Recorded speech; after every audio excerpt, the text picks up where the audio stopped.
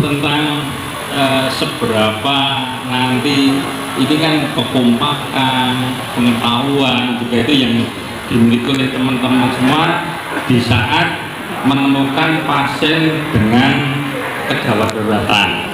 Apalagi tadi sama Pak Irfan, timnya itu dijumpoti dari satu-satu, itu juga satu permasalahan juga, ya.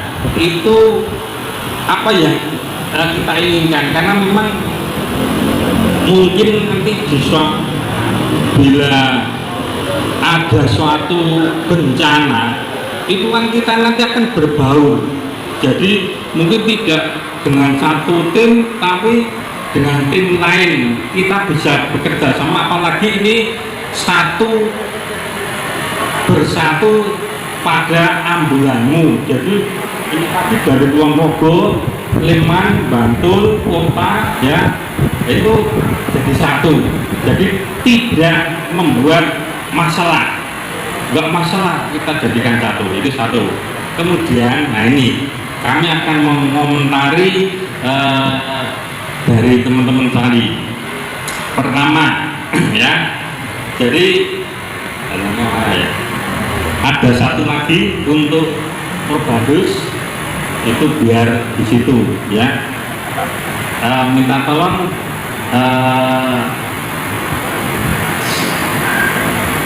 jangan nah, nggak apa-apa, tidak diangkat, tidak diangkat, cuma pakai helm tiduran, terus mumpung kesempatan, pakai helm tiduran,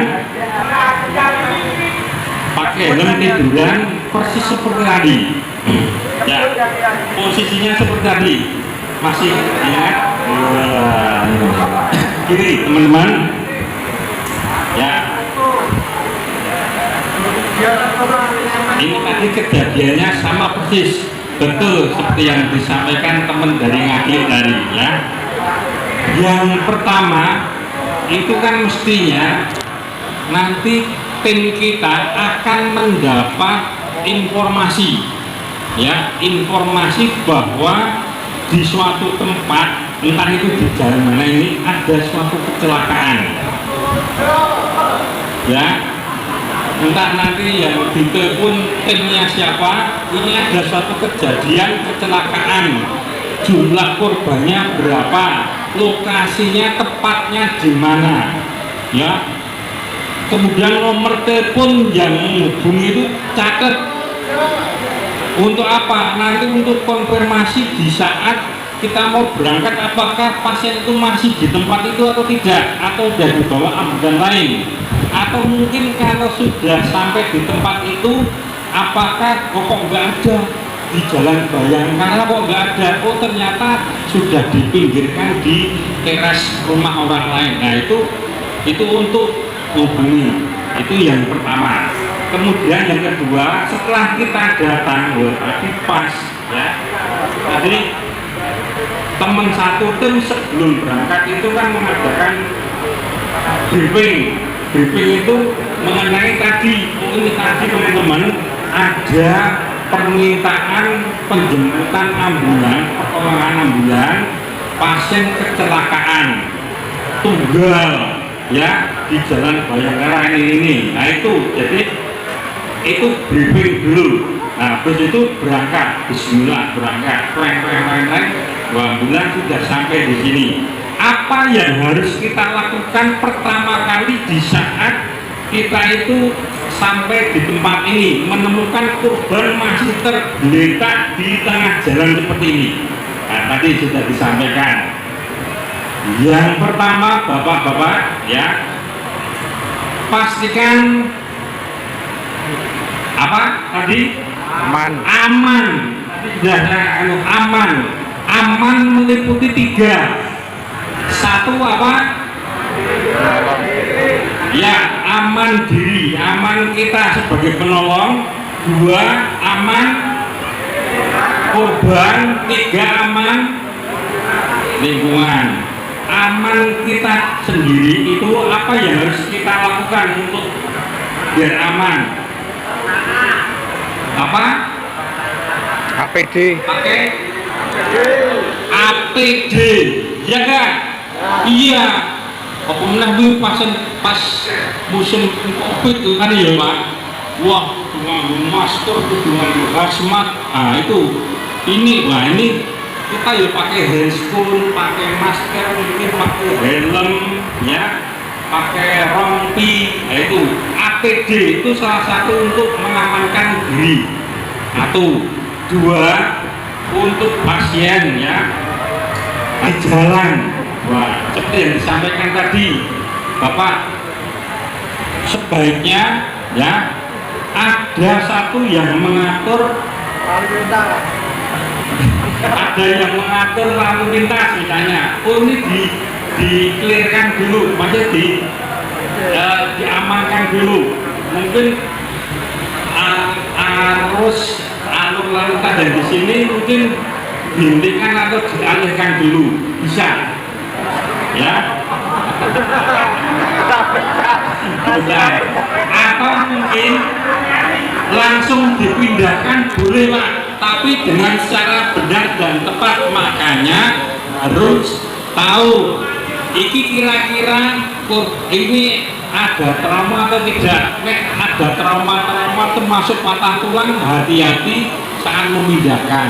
Nah, kalau tidak benar yang disampaikan Bapak, memaklok salah satu dua orang untuk mengatur lalu lintas untuk biar kita nanti aman dalam melakukan tindakan itu termasuk aman lingkungan juga. Itu seperti itu. Jadi bermain peran, tidak harus 4 atau 5 yang ada di sini yang mengatur, bisa meminta bantuan orang lain. Pak, minta tolong ini diamankan jalannya biar tidak ada arus lalu lintas yang melewati sini. Tuh, satu, aman, anggap itu aman. Kemudian setelah aman apa Pak? Apa setelah aman? Respon dulu Pak. Ya kan terus aman, respon dulu. Tadi kan seperti ini, respon dulu. Responnya gimana caranya Pak?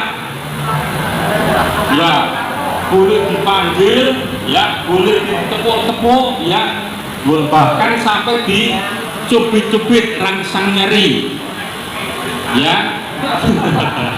Apa dirangsang nganggo duit 100.000 langsung sumranta ya. Pak, ya, bu, kayak gitu, rangsang. Loh, kok diem saja?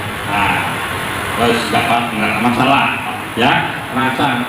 Jangan-jangan dia sadar. Oh ya, langsung ya Pak, minta tolong ini kaki saya kepala saya pusing. Oke, ya, Pak, ini saya dari tim ambulan dulu ya. Ini mau membantu Bapak, ya. Mohon maaf, nanti saya akan membantu Bapak dalam melakukan pertolongan. Satu itu. Kemudian yang kedua, berarti kalau dia sudah bisa bicara ngomong itu RB-nya clear Pak, jalan nafasnya clear. Ini dia kok muntahan banyak, kok darah banyak, nah itu hati-hati, nanti bisa cara menghilangkan di lap dulu atau sampai di apa namanya cross finger itu ditotrek ya, itu seperti itu untuk membuka jalan nafas.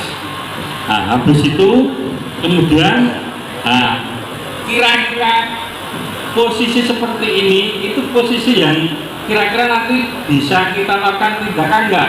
Belum kan? Nah, berarti kita pertama kita terlentangkan dulu, posisikan terlentangkan dulu. Caranya gimana Pak? Ya, lock roll. Pernah mendengar namanya lock roll? Lock itu gelondongan, roll itu menggulingkan. Monggo Mas Irfan atau Mas Sigit. Nah, caranya gimana? Jadi tadi kan ada 3 atau 4, ya. Itu dari samping ada 2, 1 dari atas. Itu lock roll itu biar aman semuanya.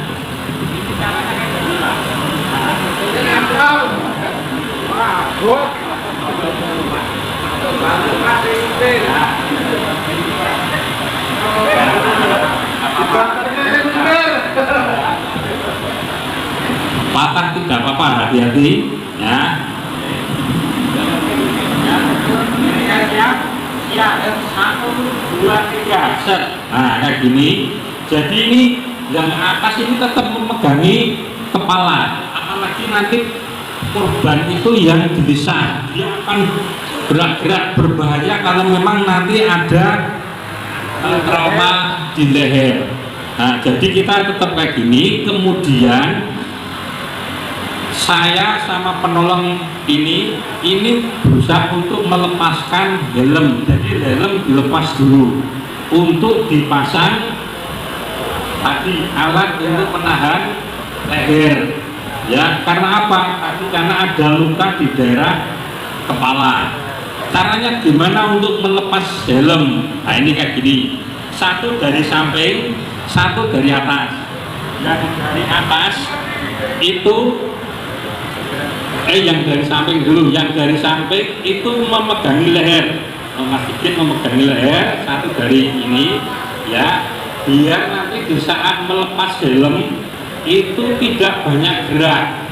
Kemudian yang atas ini saya melepas helm itu kan biasanya seperti ini, kita buka dulu, kita buka kuncinya, kita regangkan, kemudian kita tarik pelan-pelan, kita regangkan, kita tarik pelan-pelan. Setelah mau lepas itu agak kita putar ke atas Pak, biar kepala itu tidak menghentak kayak gini ya, kayak gini tetap dipegang sama Pak Sigit. Kemudian saya menggantikan posisi Pak Sigit dari atas. Pak Sigit kemana? Mencari alat tadi.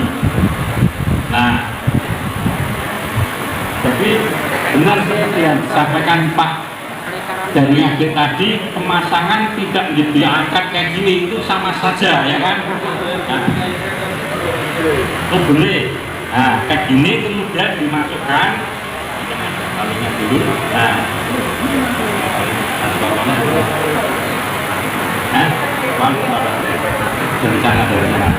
dari sana, dari sebelah kanan ya, rata-rata sudah disetting kalau neck collar itu. Nah itu, nah masukkan, oke, leher Mas, leher lewat unggal leher. Jadi sini itu fungsinya saya pegangi kepala itu biar tidak banyak bergerak ya, sampai nanti talinya itu kelihatan. Kemudian dilengkungkan, tangan saya membantu apa namanya, nah maaf ya Mas, nah oke. Nah jadi memang benar-benar kurang ke bawah sedikit, kurang ke bawah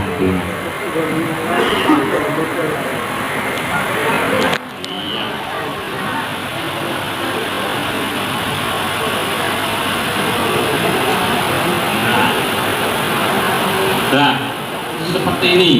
Jadi baru dilepas itu sudah kita anggap aman lehernya, karena memang leher itu sangat berbahaya Pak.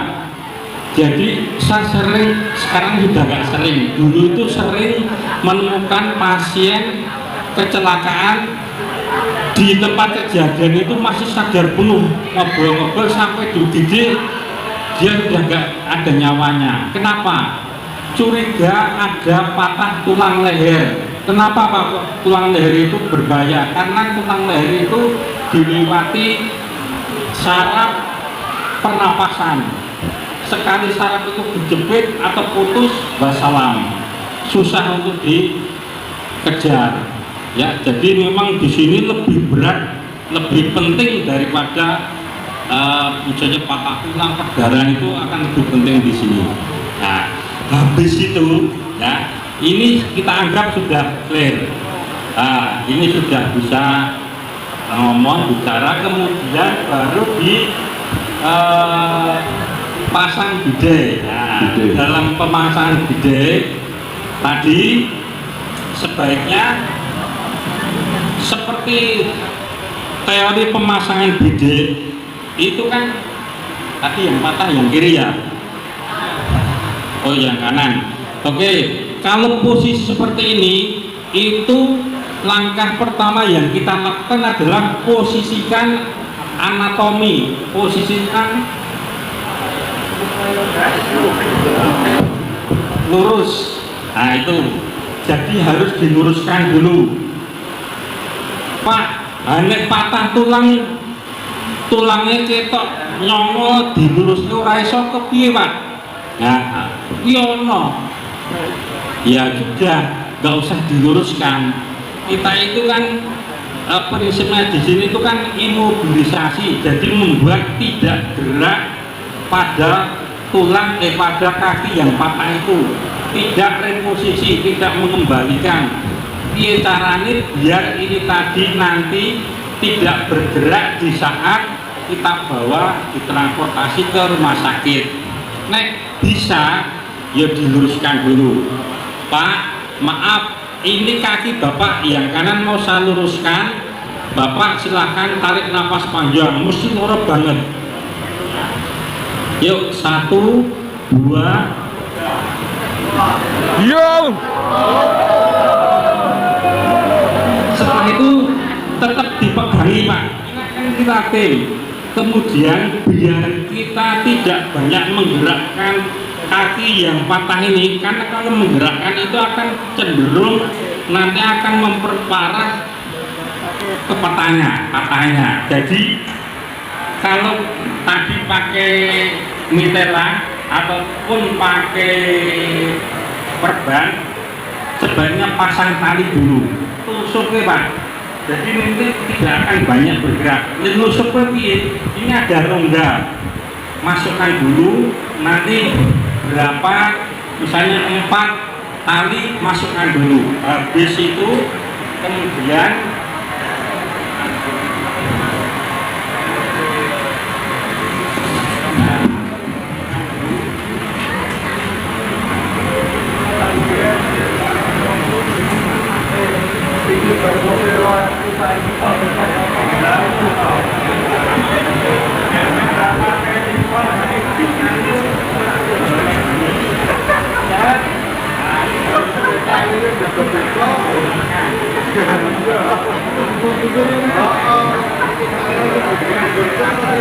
pasang kan nggak banyak menggerakkan, apalagi dipegangi. Kemudian baru dipasang sepalak. Nah, sepalak yang luar itu usahakan lebih panjang, dan sepalak itu ada yang permukaannya empuk, ada yang keras Pak. Jadi yang empuk itu nanti yang nempel di badan pasien. Nah, kemudian yang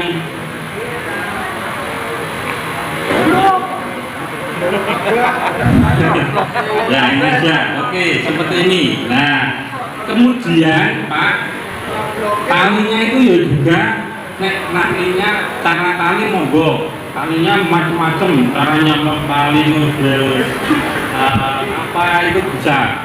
Nah, tapi untuk urutan talinya itu lebih apa ya, disarankan itu dari distal itu dari ujung sini.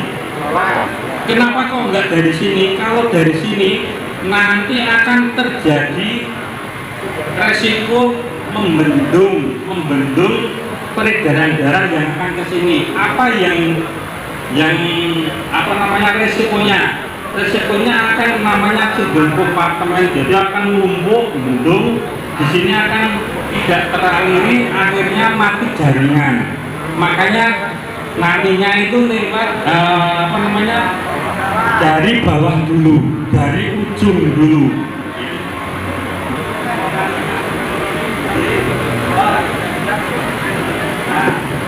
Pak, berapa apa namanya jumlah sepalak yang dipasang? Kalau misalnya satu aja sudah cukup kuat, oke, satu. Tapi kalau kalau satu belum cukup ya 2. Tapi kalau 2 belum cukup karena ini kakinya besar sekali, ya 3 itu yang satu dari bawah. Kalau nanti dari bawah itu nanti akan lebih enak, ya. Jadi memang awal dipasang sepalak dulu, Mas.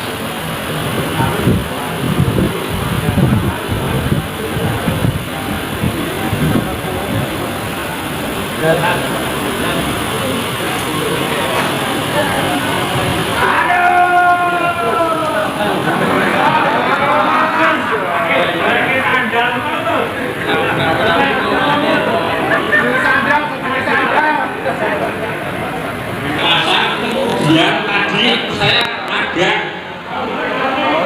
melihat kebingungan di saat memasang pakai alat screwdriver.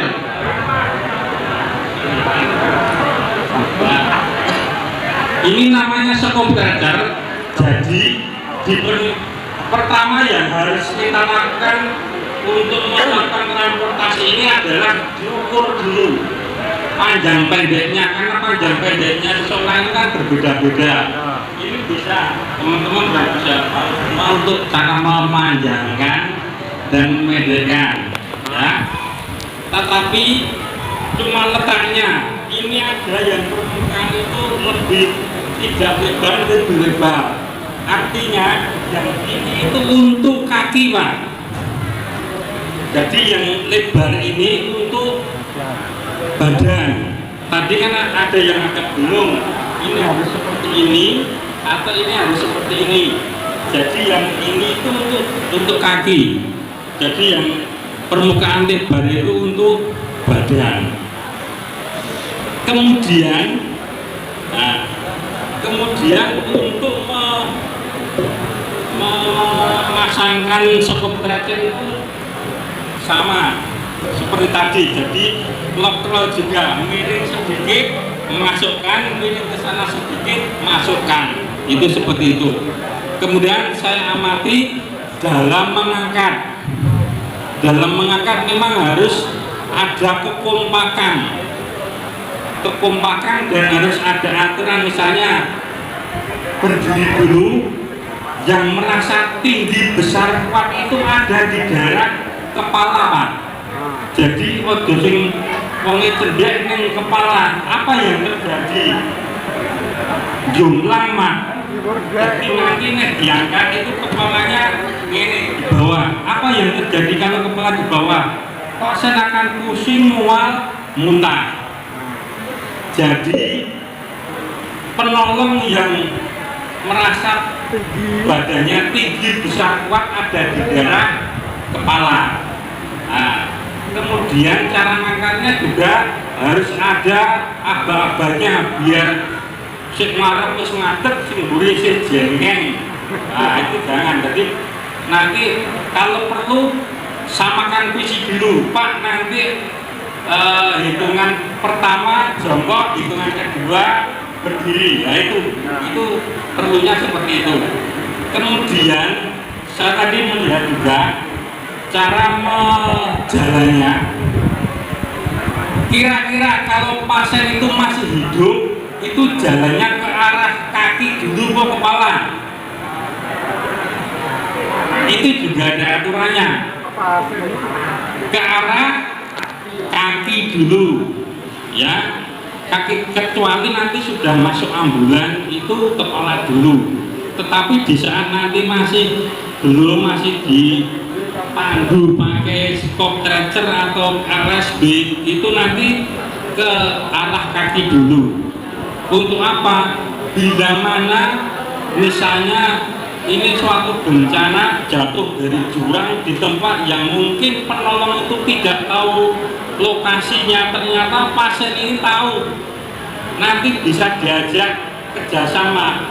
Pak, nanti kalau ada pohon besar itu belok kanan, Pak, ini belok kiri, Pak, berarti masih bisa untuk diajak kerjasama.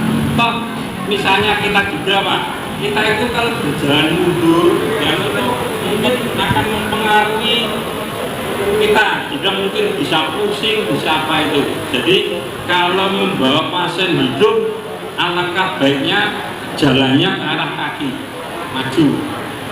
Nah, kalau nanti sudah masuk ke ambulan, nah, kepala dulu. Kenapa kok di ambulan kok tidak kakinya dulu?